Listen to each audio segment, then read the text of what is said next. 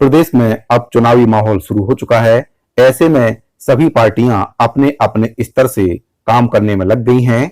इस वक्त अगर देखा जाए तो छत्तीसगढ़ में जो सबसे बड़ा मुद्दा है वह अनियमित संविदा और दैनिक वेतनभोगी कर्मचारियों का मुद्दा है। इस मुद्दे को भुनाने के लिए बीजेपी अनियमित संविदा कर्मचारियों के मंच पर जाकर उनकी मांगों को अपने घोषणा पत्र में शामिल करने की बात कहती है। वहीं पर दूसरी ओर आम आदमी पार्टी के द्वारा भी कर्मचारी हित में कार्य करने की बात कही जा रही है।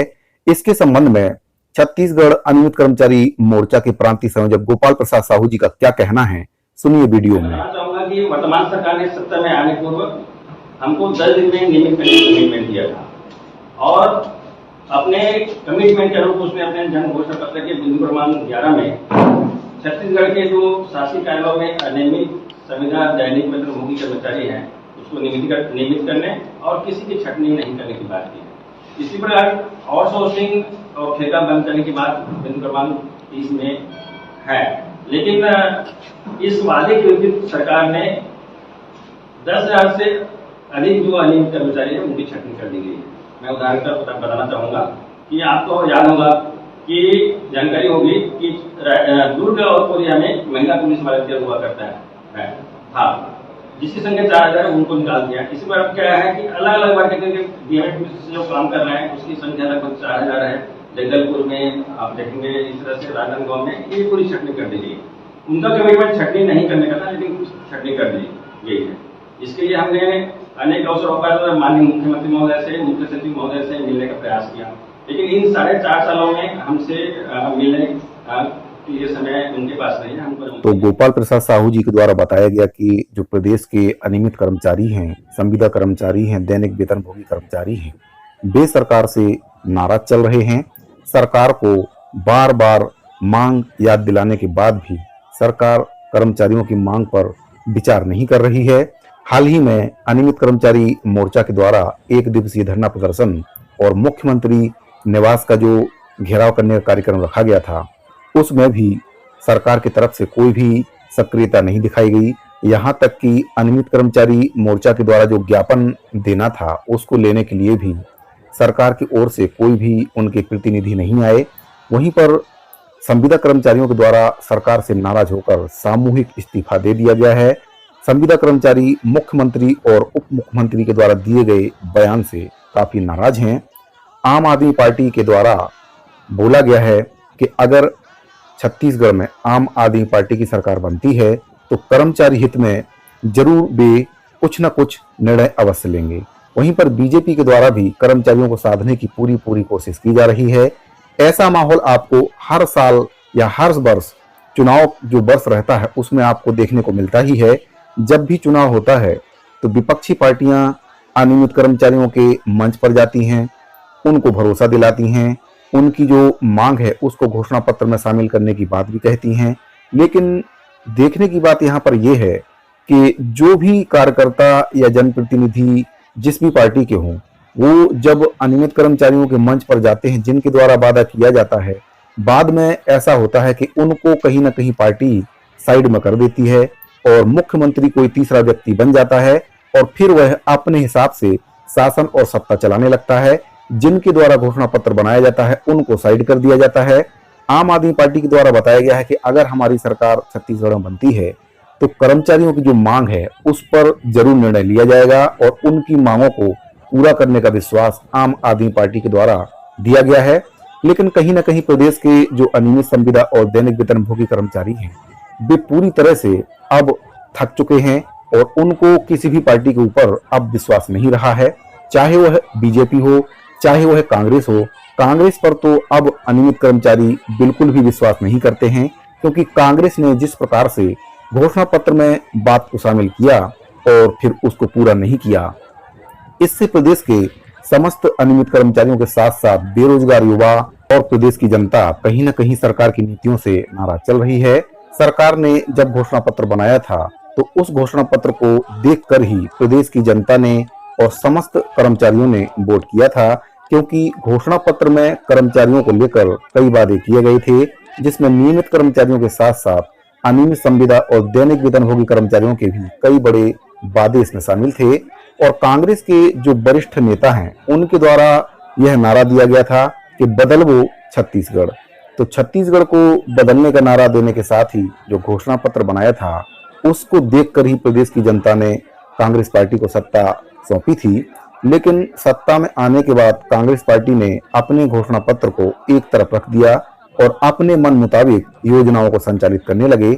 आज अगर आप देखें तो प्रदेश के हर वर्ग के जो कर्मचारी हैं, चाहे वह किसी भी विभाग के कर्मचारी हों, सरकार से नाराज हैं और अब कर्मचारियों के द्वारा सरकार के खिलाफ मोर्चा खोल दिया है।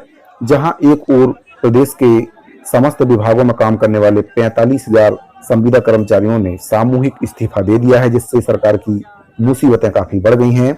वहीं पर और भी जो अनियमित कर्मचारी संगठन हैं, उनके द्वारा भी अब लगातार आंदोलन किए जा रहे हैं। जहां एक ओर अनियमित कर्मचारी मोर्चा के द्वारा आंदोलन किया गया है, वहीं पर अब दूसरी ओर छत्तीसगढ़ संयुक्त अनियमित कर्मचारी महासंघ के द्वारा भी 18, 19, 20 और 21 जुलाई को विधानसभा का घेराव करने की रणनीति तैयार की गई है। और दूसरी ओर अगर हम बात करें तो जो नियमित कर्मचारी हैं उनकी मांगें भी शासन ने पूरी नहीं की हैं, क्योंकि जो केंद्र के समान डीए और एचआरए की मांग उनके द्वारा की जा रही थी। छत्तीसगढ़ कर्मचारी अधिकारी संयुक्त मोर्चा के द्वारा सरकार को बताया गया था, अपनी जो मांग है उससे अवगत कराया था, लेकिन सरकार ने उनकी मांगों पर भी कोई विचार नहीं किया और उनका जो मांग पत्र था उसको सरकार ने कहीं ना कहीं साइडलाइन कर दिया। ऐसे में छत्तीसगढ़ कर्मचारी अधिकारी संयुक्त मोर्चा के द्वारा भी 1 अगस्त से अनिश्चितकालीन हड़ताल की चेतावनी सरकार को दी गई है। अब सरकार की दलील ऐसे में यह है कि जो कर्मचारी संगठन हैं चुनाव को देखते हुए सरकार के ऊपर दबाव बनाने की कोशिश कर रहे हैं, लेकिन कहीं ना कहीं सरकार की ये दलील एक प्रकार से गलत है, क्योंकि ऐसा नहीं है कि कर्मचारी संगठनों ने पहले सरकार को अपनी मांगों से अवगत नहीं कराया। सरकार को हर वर्ष, यहाँ तक कि हर 2 से 3 महीने में सरकार को अपनी मांगों से कर्मचारी संगठन अवगत कराते रहे हैं। मुख्यमंत्री जी को एक भी बार कर्मचारी संगठनों से नहीं मिलवाया गया है, ना ही एक बार उनको बैठकर उनकी मांगों को उनके द्वारा सुना गया है। अब जब समय कम बचा है तो सरकार के द्वारा ये दलील दी जा रही है कि चुनाव को देखते हुए कर्मचारी संगठनों के द्वारा सरकार के ऊपर दबाव बनाया जा रहा है। तो कहीं ना कहीं ये बात सरासर गलत है। सरकार के ऊपर कर्मचारी दबाव नहीं बना रहे हैं, कर्मचारियों के ऊपर सरकार दबाव बना रही है। अगर आप देखें कि जब भी मीडिया चैनलों में बीजेपी के प्रवक्ता और कांग्रेस के प्रवक्ताओं को बुलाया जाता है, जो भी मांग शामिल रहती है, कर्मचारियों से संबंधित जो मुद्दे उठाए जाते हैं, तो उसमें कांग्रेस के द्वारा बीजेपी के ऊपर निशाना साधा जाता है कि इनके द्वारा 15 वर्ष में ये नहीं किया गया, इनके द्वारा 15 वर्ष में कर्मचारियों की सुध नहीं ली गई। लेकिन वहीं पर बीजेपी के द्वारा बोला जाता है कि आपने 4.5 वर्ष में कर्मचारियों की मांगों को पूरा नहीं किया, आपके घोषणा पत्र में शामिल था। लेकिन आप अगर गौर से सुने तो वहां पर दोनों ही पार्टियां सीना ठोक के ये नहीं बोलती हैं कि आपने जो वादा किया था आपने तो पूरा नहीं किया। अगर हम बीजेपी की बात करें तो कांग्रेस को ये बोलना चाहिए कि आपने 15 साल में जो वादा पूरा नहीं किया, हम उसको 5 साल में करके दिखाएंगे। हमने अपने घोषणा पत्र में बात शामिल की थी और हमने जो बात अपने घोषणा पत्र में शामिल की है, हम उसको पूरा करके दिखाएंगे। तो इतनी हिम्मत ना कांग्रेस के अंदर में है। वहीं बीजेपी भी कांग्रेस से ये नहीं बोल पाती है कि अगर आप नहीं कर पाओगे तो हम करके दिखाएंगे, ये हमारा वादा है। लेकिन दोनों ही पार्टियां एक दूसरे के ऊपर इल्जाम लगाने में लगी रहती हैं और ऐसे में कहीं ना कहीं पिस्ता अनियमित कर्मचारी ही है, चाहे वह नियमित हो या फिर अनियमित हो। तो जो पार्टियां हैं उनसे अब प्रदेश की जनता पूरी तरह से त्रस्त हो चुकी है।